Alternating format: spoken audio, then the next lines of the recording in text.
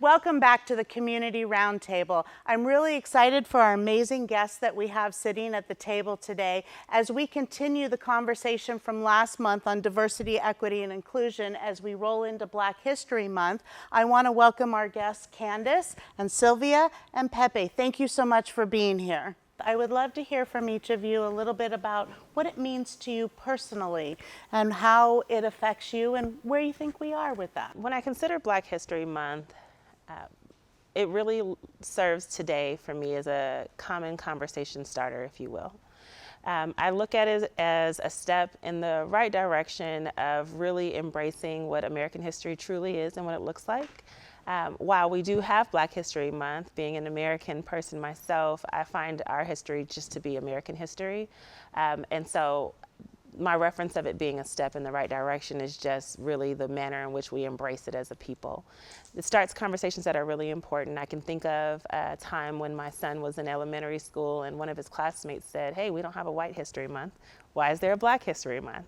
And I think that that's important in that it's a conversation that should be had. And so when we have opportunities to initiate conversations that might not be the most commonly thought of by the people that are involved, it becomes really advantageous when we have boosters or conversation starters, if you will, and that gives us a lean and a nod in the right direction. And I think it's critically important for us to understand the true nature and the history of our country and to do what we can to make sure that we are perpetuating the full stories through our generations. And what are some of your perspectives on that? Well, you know, I think because of partially where I'm from originally, St. Louis, Missouri, there is a deeper meaning for me in Black History Months because as we keep celebrating them every year, my needs are we need to be progressing and learning more about our rich heritage.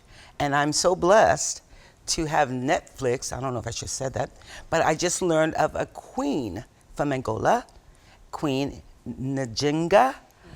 We need to get more of that. So when we are out there in the parades and we're celebrating Black History Month, what we're trying to make sure is that our kids and everybody, any color, any race or creed, should learn more about the rich heritage. So it means teaching it. And then, of course, we can learn more about who we are. Now, for full disclosure, Sylvia is my wife. So I happen to watch the same movie that she watched. But I will add also that knowing your history is so very important. As I went through grade school I went through the public education system in the city of Philadelphia. Black history was non-existent when I grew up. And if we look at the traditional sense of Black history now, most of our young people start out in the slavery era. Right? They start there as if that's where Black people began it. But our history goes back much farther than that. And those are the things that when we get a chance to see that our history is more than just slavery, I think makes a big difference. Miss Diane, because I know you've been celebrating with us for many years, not with us personally, but with the Black population, African Americans. What does Black history mean to you personally? Well, in thinking about what you all have said and how that kind of rolls into my thoughts is I really agree with that it's American history, that it really is how this country was really founded that way. And I think that it has a really impactful meaning to know that's where we all come from. We all are immigrants coming to this country. And I believe that with having a month that maybe sets it apart from all the things that we're supposed to be able to accept into our lives, that it allows maybe a little bit of education to come into it so people can learn the value of what others bring from different perspectives and pulling that all together, because I'm all about community. And when we bring that all together and we treat each other with kindness and we pull everyone together to share equal value, I think that that is really what the month kind of means. As we look at each month has some sort of label to it. That's the part that I kind of step back from a little bit because I don't like the labeling aspect. But I think having it as a rounded, to be able to be inclusive, to be able to learn about other cultures and other people is what community is all about, and that's what pulls us together. So that's what I think it means to me. Well, I would follow that up with, Candace mentioned her son asked, why isn't there a White History Month? Well, you know, it's because all of America's history is pretty much white history.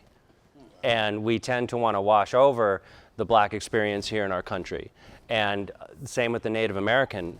You know, we came in and took the land and basically said, now it's all ours, and we're going to bring all these people to work on it as slaves. And that was, you know, just the outlook.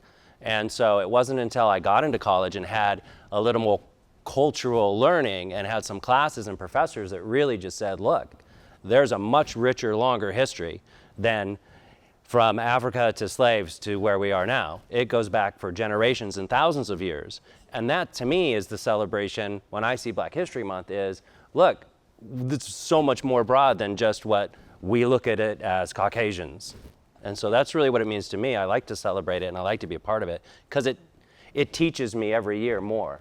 I mean, I feel like to me it's just an opportunity for me to learn more about cultures. And if you're not stepping into cultures, you know, are you a human? Right. Right? It's the human race, right? I'll tell you, it was quite interesting because when I got to college, I was an English Lit major, and I had my first experience of Black Studies courses. And I'll tell you, I took so many Sans 2 that were required for the double major that I didn't really want to take. But I had taken so many other courses that I had enough units to seemingly elect the double major had I taken those last two. But it's not, well, maybe now. But even when I think of like my son's classmate, right, and that conversation, and I'll tell you, the teacher didn't respond very well. Like I thought it was a failed attempt to handle that. But I think bringing the conversations forward continually, because essentially what we're talking about, the conversation of equity began in our school districts at that time, and this was some years back because he's graduating senior now. But we're really looking at who's in the middle, where are the margin, and who's here being marginalized. And these months, whether it's Asian History Month or Black History Month, are essentially looking at ways to start to move those marginalized people into the middle so that that middle really looks more reflective of what reality is for us today. And I have to say yes to that. We have biracial children. And so a lot of the years would come when the Black History Month, you know, we see come on and go to the parade with us, and they were like, oh, we're gonna go play with our friends, and we don't need to do that because we have it, you guys, and we know who we are. But it wasn't helping develop their learning abilities and really tapping into who they really, really are. So I say it's helping a lot. The more we talk about the Black History Month, then the more we can talk about Black history every day, then we become, like you just says, us. And stronger. And not to mention, you know, we become richer in our knowledge of one another and can appreciate, you know, you being from Portugal or India. And so I look at the world like anytime you can spotlight a group of people for the good, it's always a good plus, not to mention all the good food you can benefit from. I love what you said, and I value what you said. And respectfully here, I think I see a different side of that coin as well. I think our history months are critically important, and I see them as an opportunity for a box checking. I think our history months are necessary for, as I mentioned earlier, those conversation starters. They're very helpful for that. But I also would add that we've got to enact real change in order to really win with the history months and the premise of how they even began. If the manners in which we serve one another don't change, if our laws don't change, and when I say laws, I mean like the spirit in which the laws were written. Good point. If things that affect the marginalized aren't adjusted to right size and really pull equity through what's been written and how we're governing ourselves and one another, then we've checked a box to acknowledge the different cultures that are there, but we're still who we are and how we are. And if that's the case, then it's not the best site.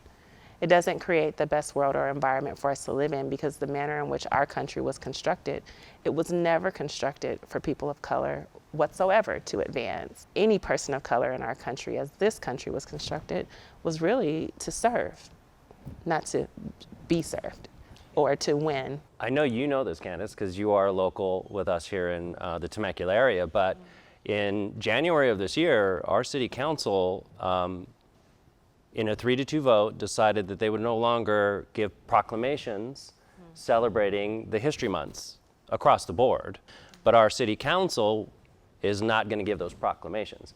I mean, how do you guys feel about that? So I will share with you, one of the things that I wanted to add on with Candace is that while we celebrate, there's still work to be done, right? So Black History Month is a celebration, but it's a call to action also.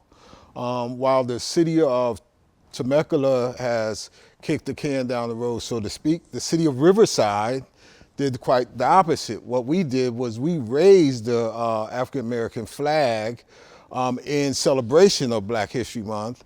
We got a proclamation that Black History must matter. There's been progress here, and then there has been challenges over here, resistance over here. So the fight is a continuous fight. It's almost like the whack-a-mole, right? One head pops up here, you handle that, and that sort of thing. So it's a continuous fight, I think. And we will fight the fight in Temecula. Maybe there could be opportunity to create that celebration and honor in the natural space in which it began amongst the city council. Yep, and make it a celebration. And make it a celebration versus something to be handed off. So on one end, I get to celebrate what I know that the Ready Commission is doing and that great work and that great response. And then on the other end, we see the opportunity and we hope for the best, and we know that elections are rolling around the corner. So when you've got someone running for office or you have an ability to run for yourself, I say get in the fight. However that looks, join the chamber, be a part of it, change the face of what business owners look here, connect with one another, be in it, and really permeate what's happening around us so that our presence can help make a difference. Our presence in local government, our presence in the schools, our presence makes a difference. And if we can bring those things forward that really matter the most, it helps force us to move along. Because you just can't stay the same when there's a current, a body of water that's moving. Yes, Black History Month teaches. It teaches us love. I love that. I like that. That's really great. Thank you very much. We'll see you next time on the Community Roundtable.